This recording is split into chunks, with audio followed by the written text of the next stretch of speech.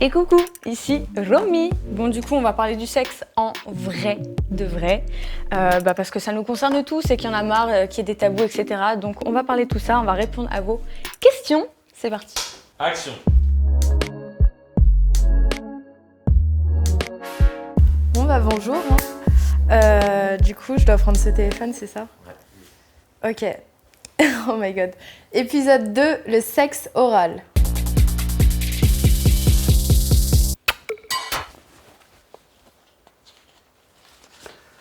Alors, c'est quoi pour moi le sexe oral?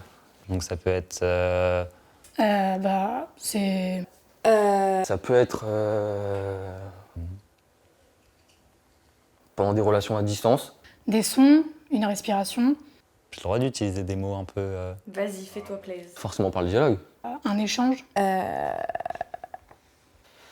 suis pas un grand pratiquant de ça, donc en soi je peux pas. En vrai, je pense que tu peux être pratiquant de ça. Ah ouais? C'est quand tu le fais, quand tu fais des bails avec ta bouche. Ah! Par les voies orales du coup. Ok. ouais. Le sexe oral, c'est quoi? C'est tout ce qui est fellation, cunnilingus, anulingus. En fait, c'est tout ce qui se pratique avec cette zone-là, votre langue, votre bouche. le fait que le partenaire éjacule dans la bouche de son autre partenaire. Ça peut passer par des bisous, des léchouilles un peu partout. Donc il y a encore des choses à apprendre. Ça peut être aussi le début avant un rapport avec pénétration, mais ça peut être vraiment un tout et ça peut durer 5 minutes comme ça peut durer des heures. C'est ce qu'on appelait les préliminaires, mais soit vous le faites pour vous préparer, soit pas. Vous le faites absolument quand vous en avez envie. Du coup, on balance ce mot et voilà, le sexe oral, c'est ça. Alors, tu as toujours aimé pratiquer ça? Donc, le sexe oral. En général, c'est pas un truc qui me dérange. Je trouve pas ça forcément agréable. Sincèrement, non. Non, pas toujours. Ça devrait pas d'ailleurs être un sujet qui dérange, comme si on était obligé d'aimer ça. Dès que ça a commencé, on a tous, je pense, apprécié ça. J'ai appris à aimer, on va dire. Mais maintenant, j'aime bien. J'ai compris qu'en fait, déjà, on le faisait si on avait envie. C'est hyper important, c'est pour ça que la communication, c'est la base. C'est ce que je dis depuis le début. Tu aimes pratiquer le cunnilingus parce que tu aimes quand ça sent mauvais. Ouais, tout à fait. Je viens du Nord, donc je suis habitué au maroilles, du coup je recherche tout le temps cette odeur-là. Enfin, ça sent le sexe, concrètement ça sent pas mauvais. Merci de quand- rétablir la quand on aime bien.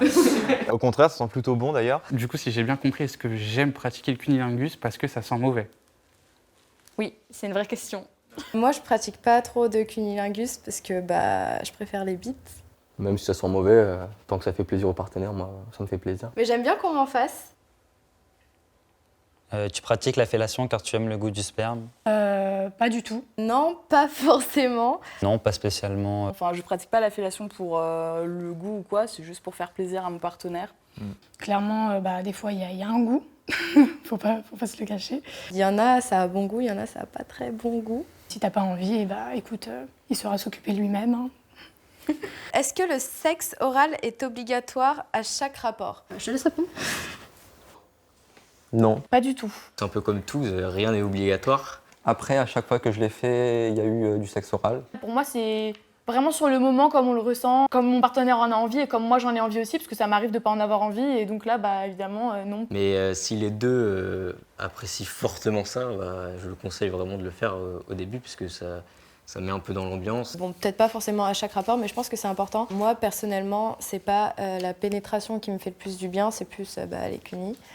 Est-ce que tu as un orgasme à chaque fois que tu pratiques le sexe oral? Alors ça m'est jamais arrivé. J'étais pas forcément avec des personnes qui savaient bien s'y prendre. Non, mais je dirais que ça débute les choses plutôt bien. Non. Et avant, je pensais que c'était un problème. Parce que souvent, mon partenaire me disait « mais t'as pas eu d'orgasme, genre t'as pas kiffé ?» Tu peux prendre du plaisir sans avoir d'orgasme, c'est pas automatique, c'est pas à tous les coups. Il y en a qui ont plus d'orgasme, d'autres moins. Et puis encore une fois, il y a beaucoup de choses qui rentrent en jeu, par exemple le stress, et c'est pour ça que la communication, c'est la base de tout. Prochaine question. Est-ce que tu te protèges quand tu fais du sexe oral? Tac, tac, tac, non. Non, je me suis jamais protégée. Honnêtement, je pense que c'est important, mais je me suis pas protégée à chaque fois. Jamais.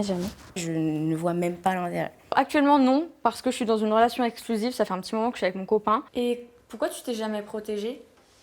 parce que ça m'est jamais venu à l'esprit. En fait, il Il y en a qui aiment pas trop qu'on se protège et je connais plein de personnes qui ont attrapé ça bêtement. Je me suis toujours fait dépister avant et après avoir un premier rapport sexuel avec une nouvelle personne. On le répétera jamais assez, on peut attraper des IST sans qu'il y ait une pénétration. Ça peut être pour toutes les formes de sexe oral, donc fellation, cunnilingus, anulingus, enfin voilà.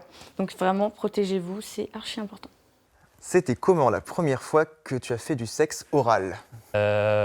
C'était pas... Franchement, on va dire que c'était un peu mécanique. Bizarre parce que je savais pas comment fallait faire. En vrai, c'était un peu marrant. Moi, j'étais très content.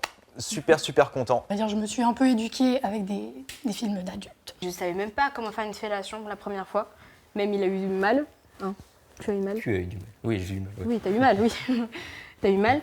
Du coup, je savais pas vraiment si je le faisais bien. Donc là, toutes les 2 secondes, j'étais en mode ça va, t'aimes bien? Moi, je me suis un peu retrouvée en disant qu'est-ce que je dois faire avec tout ça.